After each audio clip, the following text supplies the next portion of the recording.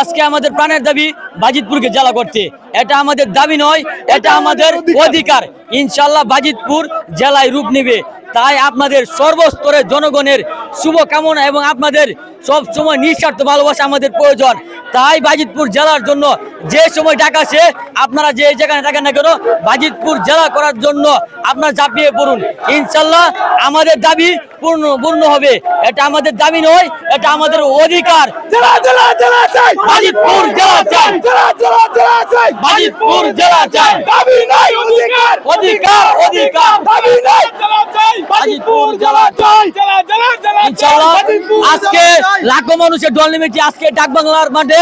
ইনশাআল্লাহ আমাদের দাবি, এটা আমাদের দাবি নয় শুধু, এটা আমাদের অধিকার। ইনশাআল্লাহ বাজিতপুর জেলা হবে। জেলা জেলা জেলা চাই, বাজিতপুর জেলা চাই, দাবি নাই অধিকার, দাবি নাই অধিকার, দাবি নাই অধিকার, বাজিতপুর জেলা চাই, বাজিতপুর জেলা চাই। সম্মানিত দর্শক মন্ডলীরা, আপনারা এই মুহূর্তে অবগত আছেন যে বাজিতপুর জেলার দাবিতে আমরা মশাল হাতে বাজিতপুরের রাজপথে নেমেছি। তাই আপনারা যে জায়গায় থাকেন না কেন সবসময় চেষ্টা করবেন বাজিতপুরকে জেলায় বাস্তবায়ন করতে।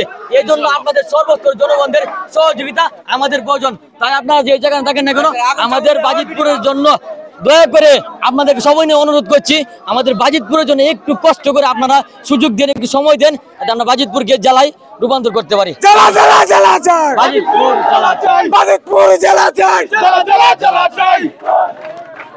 ইনশাআল্লাহ আমাদের দাবি পূর্ণ হবে। সবাই ভালো থাকবেন, সুস্থ থাকবেন।